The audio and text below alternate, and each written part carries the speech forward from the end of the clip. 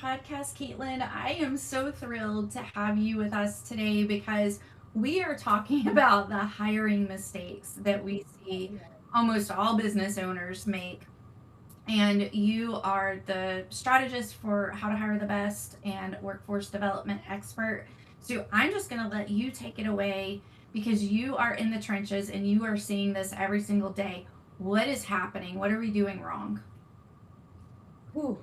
So, in How to Hire the Best, we really support business owners in overcoming a lot of different challenges. Because as business owners, have you ever had the experience where you dread going to work on Monday morning because you might see that team member, or maybe something happened a couple weeks ago in your business and your team member didn't really align with you and how they handled it? Maybe it really rubbed you the wrong way.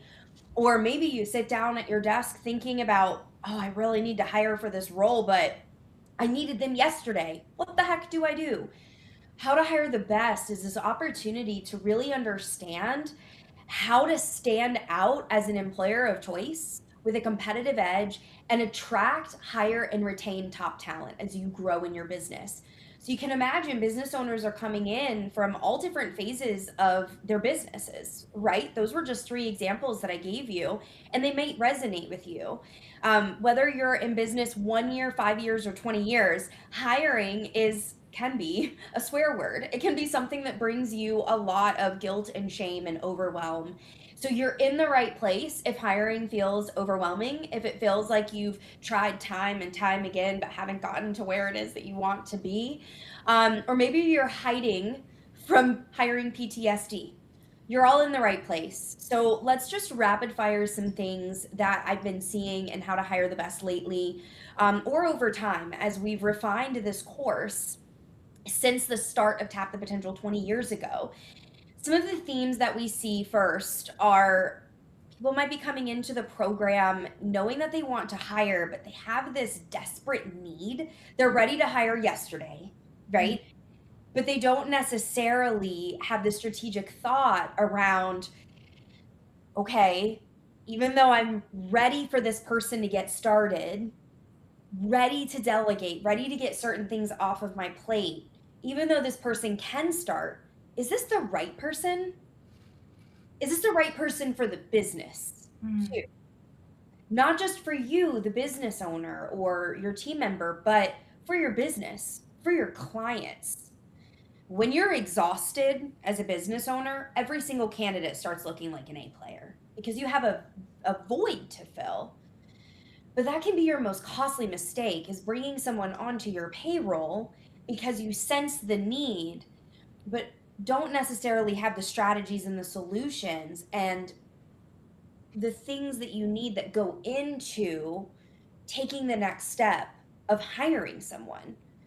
They think that hiring starts with the ad, the Indeed ad or the job description. They don't necessarily see the higher level picture of what's needed. What do we need to put in place in order for hiring success, for long-term success, to retain an A player? Because we know the most costly thing we'll do in our business is hire someone.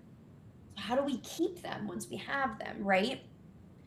Well, newsflash, it does not start with the job description. I'll tell you that. It doesn't start with Indeed and putting things up constantly and trying to attract the right person. It really starts with your culture, your leadership, your reputation, your current team, if that exists, because the best candidates often hear about you before they even see your job posting. Mm. And I'm curious, before I keep unpeeling this layer, Melissa, have you seen this in our group coaching?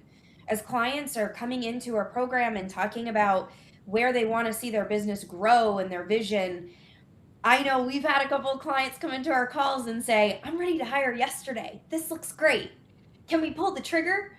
Like, what for you resonates, and what are you seeing as business owners hire rapidly instead of taking more of an intention around the process, the system itself? Yeah. So the first thing that most business owners want, and this is hiring is one of them. It's many things in their business. They want a magic pill and everything solved overnight, right? we're that's not going to happen. So really, you know, we we look at all of the things that need to happen from the ground up. Yeah. And most of the time, what business owners are doing is tolerating team members who are not A players, or creating roles for team members to keep a team member who no longer suits the company. That is one of the things that we see most commonly, because business owners that are coming to us are growing, right? So a team member who was with you when you started out may not be that same team member as your revenue has tripled. So you may need someone else, and they may shift in a different role, but regardless, you really have to take a look back, unemotionally, and Mhm. say, what does the company need? What roles does a company need? Not emotionally, well, I love this person, and how am I going to make this fit? So I'm just going to keep them on payroll, and they're not the most effective. So I'm just going to create something and hodgepodge it together, and that's not effective for your company or for your team member. It's not doing them any service. So those are really things that are important, but really, it's like we talked about in the last episode. You have to have a vision for your Mhm. company, You and do. you really need to know where it's going. You need to understand what your immutable laws or your core values are, and that's going to help you attract your top team members. And Kaitlyn, that's one thing that we really take a look at when you're supporting business owners with those job descriptions. I hear over and over again how you just completely transform Yeah. um, the job descriptions, and really it's opening up our business owners' eyes too, is actually what is needed in this role. So what is the type of person? Right, right. But and two, what are the building blocks of my business that help me to stand out as an employer of choice? So when we talk about, so let's dig into some of the other mistakes that we see. Instead of building this hiring muscle, we see Mm-hmm. a lot of people writing job descriptions instead of job advertisements. And that's what you're talking about right now. Getting your core values, getting your immutable laws in check so that you understand, really peeling back the layers of what does the business need objectively, not emotionally. What does the business actually need to thrive and to grow? What do you as the business owner need to build underneath you? Our businesses have layers for our teams. So really thinking about how these roles are fitting into the growth trajectory of the business that you're building. And a Mm-hmm. lot of clients will list things like mowing grass or answering phones or lifting 50 pounds. And yes, it's really important to portray exactly what the job is going to look like so that there's clear expectations. But what you also need to weave in is, why would an A player choose you? What gives them a reason to invest themselves into your company? And oftentimes it's your immutable laws, it's who you do business with, it's the impact of your work, it's your vision. Why are we doing this in the first place? They're buying into a future. They're Mm-hmm. not buying into a job. And so all the pieces that you're talking about that you're seeing, Melissa, are the building blocks to step into creating a hiring system where people are chomping at the bit for you. And to add on to that, I see a lot of business owners who are hiring for skills instead of character. So Mm-hmm. when you start to take this a step further, so not just, what the business needs and peeling those pieces back, right? It's what is the psychology behind the A player who is going to help you drive profitability and growth and become a profit center? Because every A player that you're hiring should either be saving you money or making you money. And it's really important to dial in, what are the qualities, the traits, the things that you should be looking for as it relates to that A player, so that when they come onto your team, you feel alignment. You feel that this new team member is really excited to drive the same impact that your company is making, to support your team members, to support your clients, and whatever service delivery that looks like. And I think it's interesting when business owners will come into how to hire the best and they'll start to talk so much about the recruitment materials and so much about the job descriptions, but forget some of the other key pieces that are important around culture. And that's why I love immutable laws, because most companies never define their culture and they're shocked when someone doesn't fit in or that they see things that grinds their gears, because culture shouldn't be discovered after someone starts. It should be obvious before they apply. And that's something that you're supporting them with inside of our bigger program, in the Better Business Better Life program. That's really the seeds that get planted for you to start building your hiring system. It truly has to start there. Have you ever seen any instances, Melissa, where this wasn't dialed in and there were costly mistakes on the other side of that that were detrimental to the business and the structures that were built within it? Oh, we say this all the time. Mm. I mean, you bring up so many amazing points. I think that um, we sometimes take for granted what needs to happen when we onboard a team member, because this is our life. As a business owner, we're in it. This business is our baby. So we really don't take the time to think, well, what is it like for a team member when they start with our company? So just think back to when you went to grade school Mm-hmm. or high school or college, all of those first times, your first job, when you first stepped foot. I can remember my first job, my granddaddy had a tasty freeze. When on my 15th birthday, I went and got a worker's permit and I went to the Tasty Freeze and I said, Papa, here's my worker's permit. I'm here to work. I want a job.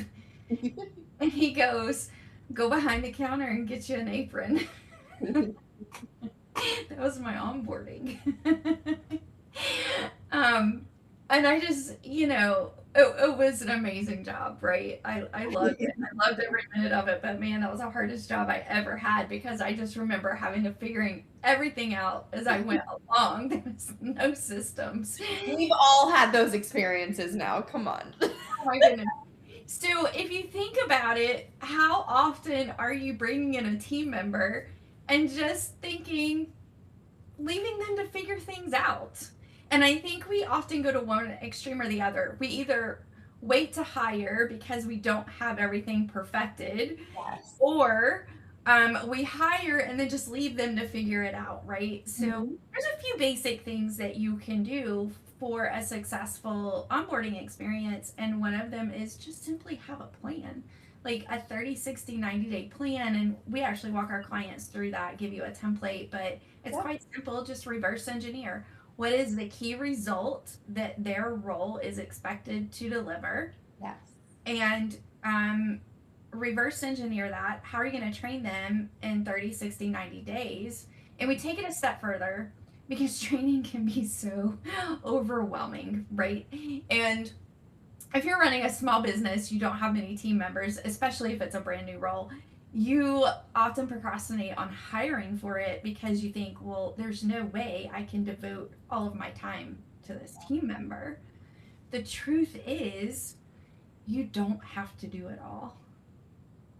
So when you create this onboarding plan, I give you a checklist and I say, who can train this team member? And part of that is thinking about, like, independently, what can you do? What systems can you create? What videos can you make? What can you do to make this successful so that if you get pulled away while you're onboarding and training a team member, they Mhm. have something to do independently. And Yep. it's just amazing to see these onboarding outlines because most of us don't have this in our company. So when our team members, when we do attract that A player and they come in and they see this robust onboarding plan, they're like, whoa, you really thought about me and you care about my success as a team member. And that just changes the game. And then we take it a step further. And Kaitlyn, you help business owners to understand, like, how do you make that team member feel special and give them a path forward to advancement, which is so critical to keep A players around because If we don't think we're advancing, we're going to go. So what does Absolutely. that look like? What's an A player development plan? So, first, I want to preface this with saying that A players we know that A players hang together. We know that A players go from one opportunity to the next. And when you have an opportunity to work closely with an A player and watch them shine and grow them, it's an opportunity for you too to grow and scale your business. Mm, When A players come in, they're looking for advancement criteria. A players are defined as somebody who is intrinsically motivated. They are constantly seeking growth and opportunity. If they don't see the growth and the opportunity, they'll dip. And we just had one of our live coaching calls today where I was getting really excited with our client because she was explaining to me that this happened. This very situation happened where a couple of years ago, they had an A player who applied for a job, ended up going in a different direction, but there was no advancement criteria. And some years later, the company that we're working with, their reputation precedes them. They're amazing. And they came right back around once they put their job ad out because they were curious about this. They said, "Oh, I remember that we really aligned, and I'm curious, do you have advancement criteria? Will you foster my growth? What are the possibilities with your company?" When you can take anyone who's coming through the process of hiring and onboarding, and you can give them quality one-to-one check-ins where you're taking the time to dive a little bit deeper on their personal goals, their career goals, what they're interested in as it relates to their job, where they want to grow, and they can track their own progress, right? So imagine what it feels like to go into a new role. And not only are you seeing that there is a 30, 60, 90-day plan in place, but there's also a tracker that you're updating week in and week out that shows you the progress that you've made over time to really grow within your role. That is where your A players light up. That's where they start identifying their own strengths and how they can continue to support the sweet spot of your business with their strengths. That's where they can see all of the resources and the effort that you've put behind their success. That creates trust and buy in, and it really shows A players that you care about them as people, as humans, and not just what they bring to the table at work. So, A player development plans are just that. It's a tracker for your A player to track their success, their goals, and their trajectory within your business. And when you can bring that to the table and share it with somebody who has been on your team, who has shown that they can hit their KPIs, that they are in this with you, because we always say a development plan or a tracker is only to be used with your top talent, with the people you know are on the bus with you. When you give the time and the attention that it deserves to really foster their growth, that's where you see explosive growth in your business. If you skip this step, you're going to go right back to the drawing board of hiring again. And the PTSD and the gremlins and all the things that keep you stuck will start to rear their ugly little head. So, don't do that. Learn from some of the mistakes that we see time in and time out and how to hire the best. Keep your talent now that you have it and find ways or leverage our A player development tracker to find ways to keep them engaged. yeah. The other mistake that we see is business owners not blocking off time to welcome a new team member. I love this. So if you, as soon as you have a date for your new hire, go ahead and pop a 30-minute block on your calendar Mhm. to welcome that team member. You could have a coffee or whatever makes sense. And this is in person or remote work. But Yes. you will just spend 15 to 30 minutes on that first day with Mhm. that team member. And if you are not there, assign it to a leadership team member. Make sure that that person feels welcomed. That will take you far. I can remember years ago when I ran in person businesses, I would take out each team member to lunch the first day, and it was kind of this running joke to ensure that they came back from lunch because the business was very chaotic and overwhelming. But really, I saw the value in people just being valued, appreciated, and welcomed. Mhm. And then that set an expectation that they could come to you. Yes, That's really absolutely. important. And then carrying that through the relationship with your team member, having continuous one to one meetings with them for just simple check ins. And one magic question that you could simply ask any team member um, to show them you care and to really get support in your business and keep them wanting to work with you is um, what support do you need? How might I support you? How often do we get asked that? Oh How my often goodness, not enough. say, how might I support you? And Kaitlyn, you and I ask each other that question all the time in personal life and work. And just hearing that question, you just feel like your whole body just excel. Absolutely, absolutely. And I think you're hitting on something that is uncovering that higher level of mistake that I see time in and time out, and it's not having human connection as Mm, part of your hiring, onboarding, and retaining you're getting at human connection, and this is an incredible example of how you can set the tone when someone new is coming in. But in a world like we live today, how can you infuse more connection and humanness into the interactions that you're having with the people that are out in your community, the people that you're hiring, and the people who are on your team? And that one question creates a culture, it plants a seed. And the reason why you ask me that, and I ask you that, Melissa, is because we were asked that by Dr. Sabrina when we first came in. We were welcomed. We were asked the same questions, and it opened us up to communication and connection that mm, now we have across our entire team. And we're fully remote in all different states. you know, it's really important. But I see that time and time again that we're losing that piece. And I know it's because not all business owners love the interviewing and the hiring process. We understand it can feel really daunting. But that one shift can set a tone that you can feel the ripple effect as that team member continues to grow, confide in you, and thrive in their role.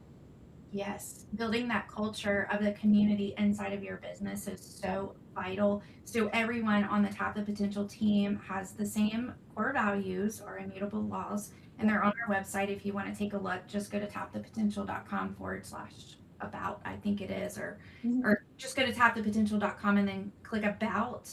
And Yeah. then it's going to show you our immutable laws, and those are great examples if you're curious of what they look like. Um, but all of our team members have the same core values, and we've all been together for several years. Like, Oh, for sure. positions just don't come up. When they do, it's because we've grown a bit, and we always are hiring based off of referrals. So everyone on our team is Yeah. a referral. And Work. Donna, gosh, our rock Donna, who's been just with Dr. Sabrina for like I think it's 18 years now. Yeah. Um, she really sets the tone a lot. And I remember when I came on, I was feeling part of Donna's role, and I was scared to death because Donna's like this powerhouse, right? And I'm like, how in the world am I going to fill these shoes? And the answer was, I'm not filling her shoes, right? I'm just doing my thing and my piece. And I just remember how supportive Donna was because one of our core values is like we've got each other's backs. And to this day, like Donna's got my back. She's got everyone on our team. Like she's got us. So, and that's how we show up for each other, and that's a culture that we have. So, as things ebb and flow, we have hard times, right? You guys tuning in heard we had a difficult situation a couple of years ago. Um, and we rallied around Dr. Sabrina through that, and like our entire team just got stronger and stronger. But if a position does come available, Dr. Sabrina doesn't need to look any further than her team to fill it. And that's the kind of culture that you want to build, and we can help you do that. So tell us how, Kaitlyn. Absolutely. Oh, so many things that you said right at the end that I was just jumping for joy because that is the seeds of our culture, and it really all starts with so many of the takeaways that we shared even in our previous episode on what we're seeing that business owners who are successful, what they do for themselves, for their team, for their companies. So if you're hearing all of this and you're saying, okay, this is resonating with me, I'm relating to this, don't let that little voice inside your head get you stuck. All you have to do is head on over to tapthepotential.com and book a call with me so that we can have a conversation around what got you here. If you are experiencing hiring woes and you feel like you are just running into so many different challenges, maybe making costly mistakes, let's have a conversation about it because typically the true underlying themes or problems that might be coming up in your business are due to something else that might be going on. So let's have a conversation about it. And from there, we can really determine what resources are available to support you in turning things around. Kaitlyn, thank you so much for being here. You will be with us next week on the Profit by Design podcast again while Dr. Can't Sabrina. get rid of me that fast. We appreciate you so very much. Thank you, everyone, for tuning in. We will see you next week. See you then. Bye.